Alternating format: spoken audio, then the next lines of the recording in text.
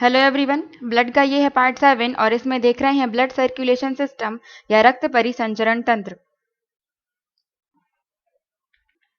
Blood circulation system या रक्त परिसंचरण तंत्र।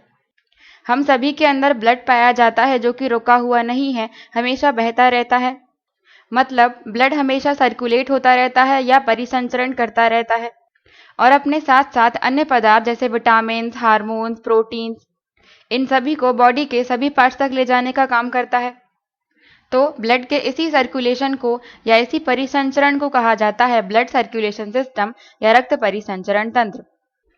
इसकी खोज की थी विलियम हार्वे ने। मतलब हमारे अंदर ब्लड किस तरह से बहता है, कहाँ से स्टार्ट होता है, कहाँ तक जाता है, ये बताया था विलियम हार्वे ने।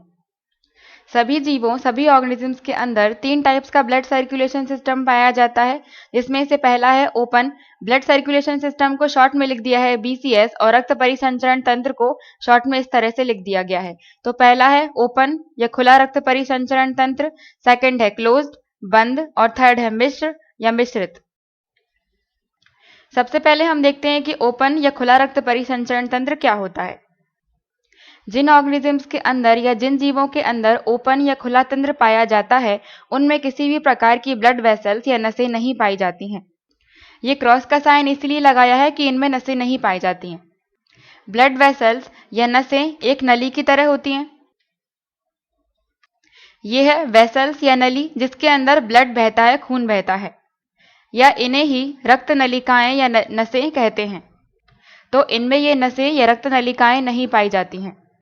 इनमें ब्लड पूरे शरीर में खुला रहता है। मान लो ये इनकी बॉडी हो गई और इसमें खून यूं ही खुला भरा रहता है। कोई भी रक्त नलिकाओं या ब्लड वेसल्स में नहीं पाया जाता। इनमें ब्लड पूरे शरीर में खुला रहता है। दूसरा, इनमें ब्लड किसी भी प्रेशर या दाब के साथ नहीं बहता है। क्योंकि इनमें कोई भी रक्त नलिकाएं नहीं पाई जाती हैं, इसलिए कोई प्रेशर या दाब भी नहीं बनता है। पूरे शरीर में खुला पाया जाता है इनका रक्त। क्योंकि प्रेशर तभी बनता है जब खून इन नलियों में बहे। अगर इन नलियों को हम और पतला कर देंगे तो इसके अंदर बहने वाले ब्लड का प्रेशर बढ़ जाएगा और अगर इसको हम और पतला कर देंगे तो प्रेशर और ज़्यादा बढ़ जाएगा। इसका मतलब प्रेशर के लिए या दाब के लिए इन नलियों की ज़रूरत होती है और ये नलियां या वेसल्स इनमें नहीं पाए जाते हैं, इसलिए कोई भी प्रेशर नहीं होता है इनके ब्लड में। दूसरा, अगर हम इन नलियों को पतला करने के बजाय अगर इनको हम और मोटा कर दें इस तरह से, तो इनमें जो खून बहेगा उसका प्रेशर कम होगा। इसका मतलब जैसे जैसे हम इन नलियों को और मोटा करते जाएंगे, इसमें बहने वाले ब्लड का प्रेशर कम होता जाएगा और अगर इसको हम और खोल दें यहाँ तक, तो इसमें बहने वाले ब्लड का प्रेशर और कम हो जाएगा और एक लिमिट के बाद प्रेशर बचेगा ही नहीं, प्रेशर 0 हो जाएगा। तो इन जीवों में रक्त बिना दाब के, बिना प्रेशर के बहता है क्योंकि इनमें कोई भी ब्लड वेसल्स या रक्त नलिकाएं नहीं पाई जाती हैं। थर्ड है, इनका स्केलेटन या इनका कंकाल, हड्डियां वगैरह सब इनकी बॉडी के बाहर पाई जाती हैं। जैसे हमारे अंदर स्केलेटन, कंकाल, हड्डियां वगैरह सब शरीर के अंदर होती हैं, लेकिन इनके शरीर का कंकाल इनके बॉडी के बाहर होता है। अंदर केवल ब्लड भरा होता है, रक्त होता है, वो भी खुला, नसों में नहीं पाया जाता, खुला पाया जाता है। और जो हड्डियां वगैरह, कंकाल होती हैं वो इनके शरीर के बाहर होती हैं।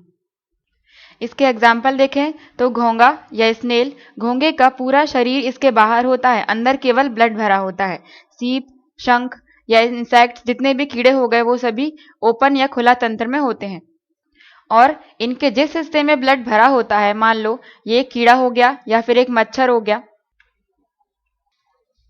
ये इसके पैर वगैरह हो गए और यहाँ कुछ इस तरह से पंख होते हैं। तो इसके जिस हिस्से में खून भरा होता है, ये ऊपर ऊपर का पार्ट हो गया, इसमें ब्लड भरा होता है, तो इसको कहते हैं रक्त कोटर। रक्त कोटर या ब्लड कैविटी होती है जिसमें ब्लड भरा होता है, या इसे हीमोसील भी कहा जाता है। तो जिनके अंदर ओपन या खुला तंत्र पाया जाता है, उनका ब्लड हीमोसील या रक्त कोटर में भरा होता है और इसी कोटर के बाहर इनका कंकाल इनकी बॉडी के बाहर ही पाया जाता है।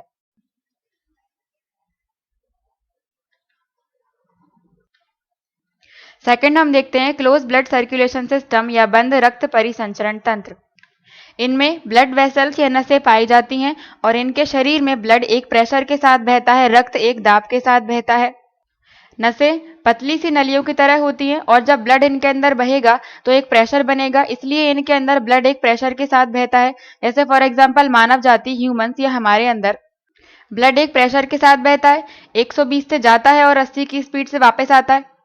ऐसा क्यों? क्योंकि हमारे अंदर ये ब्लड वेसल्स, ये रक्त नलिकाएं पाई जाती हैं, इसलिए प्रेशर के साथ ब्लड बहता है। और इनका स्केलेटन, कंकाल, हड्डियां वगैरह सब इनकी बॉडी के अंदर पाए जाते हैं। फॉर एग्जाम्पल मानव, जानवर, गाय, भैंस, कुत्ता, बिल्ली, इन सभी के अंदर क्लोज या बंद तंत्र पाया जाता है। थर्ड है मिक्स ब्लड सर्कुलेशन सिस्टम या मिश्रित रक्त परिसंचरण तंत्र। इसको मिक्स क्यों कह रहे हैं? क्योंकि यह ओपन और क्लोज दोनों का मिक्सचर होता है। मतलब इनके अंदर खुला तंत्र भी पाया जाता है और बंद तंत्र भी पाया जाता है। इसका मतलब इनके शरीर के कुछ हिस्से में ओपन सिस्टम पाया जाता है और कुछ हिस्से में क्लोज सिस्टम पाया जाता है। फॉर एग्जाम्पल जैसे हम फिश, मछली की पूंछ या पंख में क्लोज सिस्टम या बंद तंत्र पाया जाता है, मतलब उसमें नसें पाई जाती हैं। लेकिन इसके अलावा मछली के पूरे शरीर में ओपन या खुला तंत्र पाया जाता है, इसलिए जब कोई मछली को काटते हैं तो खून तेजी से नहीं बहता है, वही निकलकर इकट्ठा होता रहेगा लेकिन तेजी से नहीं बहेगा, क्योंकि मछली के अंदर ब्लड प्रेशर से नहीं बह रहा है। लेकिन अगर किसी बकरे को काटा जाए तो खून तेजी से निकलकर बाहर आता है, क्योंकि बकरे के अंदर ब्लड प्रेशर के साथ बह रहा है, क्योंकि उसके अंदर नसें पाई जाती हैं। और अगर नसों या नलियों को बीच में से काट दिया जाता है तो खून बहुत तेजी से बाहर निकलता है, क्योंकि उसके अंदर प्रेशर है। तो इस तरह से जिनमें ओपन और क्लोज दोनों सिस्टम पाए जाते हैं उन्हें कहते हैं मिक्स या मिश्रित तंत्र। अब हम देखते हैं ब्लड सर्कुलेशन इन ह्यूमंस या मानव में रक्त परिसंचरण। ह्यूमंस में क्लोज ब्लड सर्कुलेशन सिस्टम या मानव में बंद रक्त परिसंचरण तंत्र पाया जाता है और ये वार्म ब्लडेड एनिमल होते हैं या उष्ण या गर्म रक्तीय जीव होते हैं। इसके और भी एग्जाम्पल हैं जैसे गाय, बकरी, पक्षी वगैरह, ये सारे गर्म रक्तीय जीव होते हैं या इन्हें समतापी जीव भी कहा जाता है। समतापी जीव मतलब जब इनका तापमान या इनकी बॉडी का टेम्परेचर हमेशा सेम रहता है, मतलब बाहर के तापमान के हिसाब से इनकी बॉडी का टेम्परेचर बदलता नहीं है, टेम्परेचर हमेशा सेम रहता है। जैसे हमारी बॉडी का नॉर्मल टेम्परेचर होता है 37 डिग्री सेल्सियस या फिर फ़ारेनहाइट में देखें तो 98 डिग्री फ़ारेनहाइट होता है और ये टेम्परेचर हमेशा सेम रहता है। बाहर के टेम्परेचर का इस पर कोई प्रभाव नहीं पड़ता है, चाहे बाहर टेम्परेचर 30 हो, 40 हो, 60 हो, कितना भी हो, गर्मी या सर्दी, ये टेम्परेचर हमेशा सेम रहेगा, बदलेगा नहीं। इसलिए इन्हें कहते हैं कि समतापीय होते हैं ये। और वार्म ब्लडेड या गर्म रक्ती इसलिए कह रहे हैं क्योंकि इनका रक्त गर्म होता है, 37 डिग्री सेल्सियस है तो गर्म होगा। मानव में या हमारे अंदर ब्लड वेसल्स में बहता है, रक्त नलिकाओं में बहता है और इन्हीं वेसल्स या नलियों के बीच में जो खाली जगह होती है उसे कहते हैं ल्यूमेन। यह है एक ब्लड वेसल या रक्त नलिका, एक नली की तरह, और इसमें ब्लड बहता है तो इसके साइड में कुछ खाली जगह पाई जाती है। ये खाली जगह इसलिए होती है ताकि ब्लड का फ्लो कंट्रोल हो सके और इसी खाली जगह को कहा जाता है ल्यूमेन। जब कभी भी हमारे अंदर फैट या कोलेस्ट्रॉल की मात्रा बढ़ जाती है तो फैट इसी खाली जगह में जाकर चिपक जाता है। इस तरह से फैट या कोलेस्ट्रॉल खाली जगह पर चिपक जाता है जिससे ये पतली हो जाती है और ब्लड ठीक से फ्लो नहीं हो पाता है और इसमें प्रेशर ज़्यादा होने की वजह से ये फट भी सकती है, जिससे हार्ट अटैक जैसे केस हो सकते हैं। हमारे अंदर 3 प्रकार की रक्त नलिकाएं पाई जाती हैं, 3 टाइप्स की ब्लड वेसल्स होती हैं। पहली है आर्टरीज, इसे कहते हैं धमनियां। सेकंड वीन्स या शिराएं।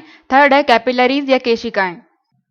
आर्टरीज या धमनियां क्या करती हैं? ये हार्ट से ब्लड को लेती हैं और शरीर के हर एक हिस्से तक पहुंचाती हैं और वीन्स शरीर के हर एक हिस्से से ब्लड को लेकर आती हैं और हार्ट को देती हैं।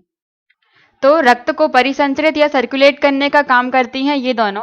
इसके अलावा थर्ड कैपिलरीज या केशिकाएं ऐसी नसें या ऐसी नलिकाएं होती हैं जिनमें प्योर और इम्प्योर, शुद्ध और अशुद्ध दोनों प्रकार का रक्त पाया जाता है। प्योर का मतलब होता है ऑक्सीजन वाला ब्लड, O2 मतलब ऑक्सीजन, ये होता है शुद्ध रक्त। और इम्प्योर वो ब्लड होता है जिसमें कार्बन डाइऑक्साइड या CO2 मिली होती है। ये है अशुद्ध रक्त। तो ऑक्सीजन वाले ब्लड को कहते हैं प्योर ब्लड, शुद्ध रक्त, और कार्बन डाइऑक्साइड वाले ब्लड को कहते हैं इम्प्योर या अशुद्ध रक्त। अब इसमें आर्टरीज या धमनियां हार्ट से प्योर ब्लड लेती हैं, मतलब ऑक्सीजन वाला ब्लड लेती हैं और शरीर के हर एक हिस्से तक ले जाती हैं। और वीन्स या शिराएं इम्प्योर या अशुद्ध रक्त को, मतलब कार्बन डाइऑक्साइड वाले अशुद्ध रक्त को शरीर के हर एक हिस्से से लेकर आती हैं और हार्ट को दे देती हैं। तो ये प्योर वाली नसें हो गई, ये इम्प्योर वाली नसें हो गई, और ये प्योर और इम्प्योर, शुद्ध अशुद्ध दोनों रक्त वाली नसें होंगी, कैपिलरीज या केशिकाएं। अब ये पाई कहाँ जाती हैं? मान लो ये कोई इंसान है, इसकी बॉडी के हर एक हिस्से में, चाहे सिर हो, हाथ हो, पैर हो, सभी जगह पर धमनियां और शिराएं हैं, आर्टरीज और वीन्स हैं। इसकी स्किन के सबसे ऊपरी सतह पर शिराएं पाई जाती हैं या वीन्स पाई जाती हैं, और उसके नीचे गहराई पर धमनियां पाई जाती हैं, मतलब आर्टरीज। तो इसी तरह से शिराएं ऊपर और धमनियां नीचे, ये इसके पूरे शरीर में फैली हुई हैं। सेम इसी तरह से कैपिलरीज या केशिकाएं भी पाई जाती हैं, लेकिन ये वहां पाई जाती हैं जहां पर प्योर और इम्प्योर दोनों तरह का ब्लड मिलता है। जैसे हाथों की उंगलियों के पास, लीवर में भी पाई जाती हैं, पैरों की उंगलियों के पास, और हमारी बॉडी का अपर एंड सिर के पास भी पाई जाती हैं। मान लो यहाँ पर इसका हार्ट है, हार्ट से आर्टरीज या धमनियां प्योर ब्लड, प्योर मतलब ऑक्सीजन वाला ब्लड, ये ऑक्सीजन का फॉर्मूला होता है O2 और कार्बन डाइऑक्साइड का होता है CO2, इसलिए शॉर्ट में ऐसे लिख दिया है। तो हार्ट से O2 वाला ब्लड लेकर आएंगी आर्टरीज या धमनियां, मान लो यहाँ तक, ये हाथ के एंड पॉइंट तक आ गई धमनियां, O2 वाला ब्लड आ गया। अब इसके एंड पॉइंट के बाद ब्लड वापस जाएगा, लेकिन वापस ले जाने का काम कौन करेगा? शिराएं, और CO2 वाला ब्लड लेके जाएंगी, मतलब इम्प्योर। और इसी बीच इसका हाथ एक ऐसा एंड पॉइंट है जहां पर धमनियां और शिराएं दोनों मिलती हैं। धमनियां लेकर आती हैं और शिराएं लेकर जाती हैं, और बीच में मिल जाती हैं केशिकाएं। इसीलिए केशिकाएं या कैपिलरीज में जो ब्लड होगा उसमें ऑक्सीजन भी होगी और CO2 भी होगी, मतलब शुद्ध रक्त भी होगा और अशुद्ध रक्त भी होगा। तो इस तरह से कैपिलरीज और केशिकाएं भी हमारे शरीर में फैली हुई हैं, लेकिन रक्त को परिसंचरित करने या सर्कुलेट करने का मेन काम होता है इन दोनों का। अब हम देखते हैं आर्टरीज या धमनियां या वीन्स या शिराएं क्या होती हैं। इसे हम इन दोनों के बीच के अंतर से समझेंगे। सबसे पहला पॉइंट कि कौन ब्लड को कहां तक लेके जाता है। आर्टरीज या धमनियां ब्लड को हार्ट से लेती हैं और बॉडी के हर एक पार्ट तक पहुंचाती हैं, और वीन्स या शिराएं बॉडी के हर एक पार्ट से ब्लड को लेकर आती हैं और हार्ट को देती हैं। आर्टरीज या धमनियां प्योर ब्लड लेकर जाती हैं, शुद्ध रक्त, और शुद्ध रक्त मतलब होता है जिसमें ऑक्सीजन या O2 मिली होती है, और ये इम्प्योर ब्लड को, अशुद्ध रक्त को लेकर आती हैं, अशुद्ध मतलब जिसमें कार्बन डाइऑक्साइड होती है, CO2। थर्ड पॉइंट है धमनियां स्किन की गहराई पर होती हैं, और वीन्स या शिराएं स्किन की ऊपरी सतह पर पाई जाती हैं। जब कभी भी स्किन पर कट लग जाता है तो वो शिराएं कटती हैं, शिराएं मतलब वीन्स, क्योंकि ये स्किन की ऊपर की सतह पर रहती हैं, और अगर ये गहरा कट लग जाता है तो अंदर होती हैं धमनियां। ज्यादा गहरा कट लगने पर कटती हैं धमनियां या आर्टरीज, और इनके कटने पर खून जल्दी रुकता भी नहीं है। आर्टरीज या धमनियां मोटी होती हैं और वीन्स या शिराएं पतली होती हैं। इनका कलर रेड कलर का होता है, लाल कलर की ये होती हैं क्योंकि इनमें ऑक्सीजन होता है, और इनका कलर ब्लू नीले कलर का होता है क्योंकि इनमें कार्बन डाइऑक्साइड CO2 होती है।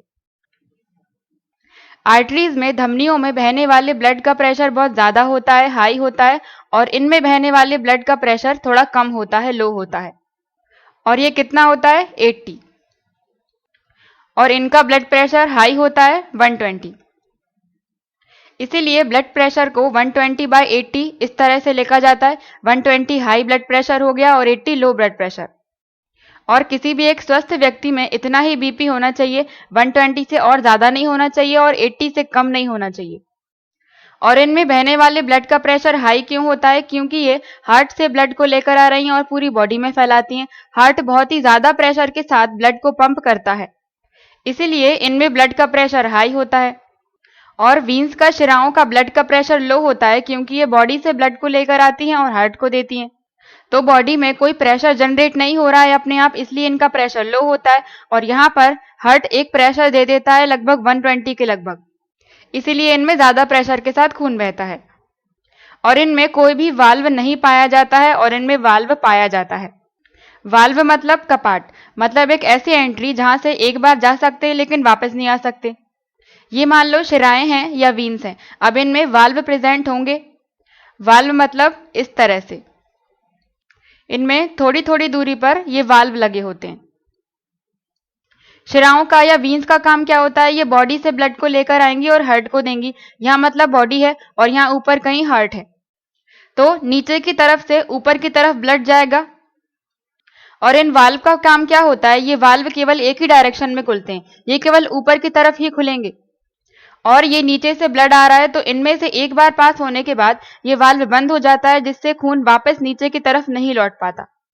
और इन वाल्व की जरूरत इनमें क्यों होती है, क्योंकि इनमें ब्लड का प्रेशर बहुत कम होता है और इनमें ब्लड का प्रेशर ज्यादा होता है। मान लो ये धमनियां हो गई, अब इनमें जो हार्ट से ब्लड आ रहा है बॉडी की तरफ, वो बहुत ज्यादा प्रेशर के साथ आएगा, इसलिए इसमें कोई चांस नहीं होता कि ब्लड वापस से ऊपर की तरफ मुड़ने लगे। क्योंकि इनमें इतना ज्यादा प्रेशर होता है इसलिए ब्लड पीछे की तरफ नहीं मुड़ता, और इनमें प्रेशर कम होता है इसलिए एक बार पास होने के बाद इसमें चांस होता है कि नीचे की तरफ ये ना मुड़ जाए, इसलिए वाल्व लगे होते हैं। जब यहां से एक बार ब्लड निकल जाएगा तो ये वाल्व बंद हो जाएगा और अगर पीछे की तरफ आना भी चाहे तो नीचे नहीं आ पाएगा, इसीलिए शिराओं में वाल्व लगे होते हैं। नेक्स्ट है पल्मोनरी आर्टरीज। अभी हम आर्टरी देख रहे थे, लेकिन ये है पल्मोनरी आर्टरी, या इसी को हिंदी में कहते हैं फुसफुस धमनी। इसका काम होता है कि ये ब्लड को हार्ट से लेकर जाती है लंग्स तक या फेफड़ों तक। और कौन सा ब्लड? इम्प्योर ब्लड, मतलब जिसमें CO2 मिली होगी, कार्बन डाइऑक्साइड मिली होगी। आर्टरी का या धमनियों का काम क्या था, ये हार्ट से बॉडी तक लेके आ रही थी लेकिन O2 वाला ब्लड लेके आ रही थी। और पल्मोनरी आर्टरी या फुसफुस धमनी हार्ट से लेकर आती हैं लंग्स तक लेकिन CO2 वाला ब्लड। सेम इसी तरह से पल्मोनरी वीन या फुसफुस सिरा होती है जो कि लंग्स से ब्लड को लेकर जाती है हार्ट तक। और कौन सा ब्लड? प्योर ब्लड, मतलब O2 वाला। वीन्स या शिराएं बॉडी से हार्ट तक लेकर आती हैं लेकिन CO2 वाला अशुद्ध रक्त इम्प्योर ब्लड, लेकिन पल्मोनरी वीन्स या फुसफुस शिरा लंग्स से प्योर ब्लड को लेकर आती हैं हार्ट तक। ये और डिटेल में हम पढ़ेंगे जब हार्ट देखेंगे। इस डायग्राम से हम समझेंगे ये है हार्ट, हृदय, ये लंग्स या फेफड़े और ये है बॉडी। सबसे पहले हमने आर्टरी या धमनी पढ़ा था। ये O2 वाले ब्लड को, प्योर ब्लड को, शुद्ध रक्त को हार्ट से बॉडी की तरफ लेकर आती हैं। ये एरो की तरफ नीचे की तरफ साइन लग रहा है, मतलब ये हार्ट से बॉडी तक ब्लड को लेकर आएंगी। और शिराएं या वीन्स बॉडी से ब्लड को लेकर जाती हैं हार्ट तक। और कौन सा ब्लड? CO2 वाला अशुद्ध रक्त। ये हो गया हार्ट और बॉडी के बीच में। धमनियां ब्लड को लेकर आएंगी और शिराएं ब्लड को लेकर जाएंगी। अब शिराएं, ये जो ये CO2 वाला ब्लड अशुद्ध रक्त हार्ट के पास लेकर आई हैं, इसको शुद्ध करना है। और ये शुद्ध कब होगा? जब इसको ऑक्सीजन मिलेगी। तो हार्ट से इसी अशुद्ध रक्त को, CO2 वाले ब्लड को, पल्मोनरी आर्टरी या फुसफुस धमनी लेकर जाती है लंग्स तक।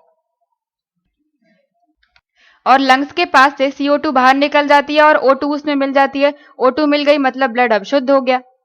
अब इसी शुद्ध रक्त को, मतलब O2 वाले ब्लड को, लेकर आएंगी पल्मोनरी वीन्स या फुसफुस शिरा लंग्स से हार्ट तक। तो इस तरह से हमारा रक्त शुद्ध हो जाता है। और शुद्ध रक्त को ले जाने का काम कौन करता है? आर्टरीज या धमनियां हार्ट से वापस लेकर जाएंगी बॉडी तक। और ये साइकिल इसी तरह से चलती रहती है। हार्ट का काम होता है ब्लड को पंप करना या रक्त को भेजना, और लंग्स का काम होता है कि ब्लड में से CO2 हटाना और उसमें O2 मिला देना। मतलब अशुद्ध रक्त को शुद्ध करने का काम करते हैं लंग्स या फेफड़े। अब हम देखते हैं ब्लड का पाथ या रक्त का मार्ग हमारी बॉडी के अंदर। ब्लड को पंप करने का या रक्त को भेजने का काम कौन करता है? हार्ट। जब हार्ट ब्लड को पंप करता है, वो भी 120 के प्रेशर से, तो सबसे पहले ब्लड जाता है महाधमनी, इसे कहते हैं अओर्टा। महाधमनी के बाद जाएगा धमनी में या आर्टरी में। ये तीनों धमनियां ही हैं, लेकिन महाधमनी थोड़ी मोटी होती है इसलिए इसको महाधमनी कह रहे हैं, और इससे थोड़ी पतली होती है धमनी या आर्टरी। और इसके बाद ब्लड जाता है छोटी धमनी या आर्टरियोल में, ये सबसे छोटी धमनी होती है। इसके बाद ब्लड जाएगा केशिकाओं में या कैपिलरीज में। इसके बाद ब्लड वापस लौटेगा शिराओं में बहकर। शिराओं में CO2 वाला अशुद्ध रक्त होता है। यहां तक धमनियों ने O2 वाला शुद्ध रक्त पहुंचा दिया। इसके बाद कैपिलरीज या केशिकाएं होंगी। धमनियां और शिराएं मिलने के कारण इसमें O2 और CO2 मतलब शुद्ध और अशुद्ध दोनों प्रकार का रक्त पाया जाता है। इसके बाद ब्लड जाएगा छोटी शिरा में, इसे कहते हैं वेनलेट्स। अब ये वापस लौट रहा है हार्ट की तरफ। शिरा में जाएगा, वीन्स में, इसके बाद जाएगा महाशिरा में या वेना कावा में। इसको महाशिरा इसलिए कह रहे हैं क्योंकि ये बड़ी होती है और इससे छोटी फिर शिरा और ये सबसे छोटी। और फिर महाशिरा वेना कावा के थ्रू ब्लड वापस चला जाएगा हार्ट में। अब हार्ट ब्लड को भेजेगा लंग्स के पास, लंग्स से ब्लड प्योर होकर शुद्ध होकर वापस आ जाएगा हार्ट के पास और हार्ट फिर से ब्लड को पंप कर देगा 120 से महाधमनी, धमनी, छोटी धमनी, इसी तरह से ये साइकिल चलता रहेगा और शिराओं में ब्लड वापस लौटकर आता है 80 के प्रेशर से। हार्ट से जो ब्लड जाता है उसे हार्ट खुद पंप करता है, प्रेशर के साथ भेजता है, इसलिए ये 120 का प्रेशर होता है, मतलब ज्यादा प्रेशर के साथ हार्ट ब्लड को भेजता है। और फिर यहाँ केशिकाओं तक आने के बाद ब्लड वापस हार्ट की तरफ जाता है, लेकिन यहाँ पर कोई पंप नहीं कर रहा है, किसी भी प्रेशर के साथ ये नहीं जा रहा है, इसलिए यहाँ पर प्रेशर कम होता है 80 का। ये हमने देखा कि ब्लड किस तरह से बहता है हमारे शरीर के अंदर। ये सारी हमारी बॉडी के अंदर ही हैं, धमनियां, शिराएं।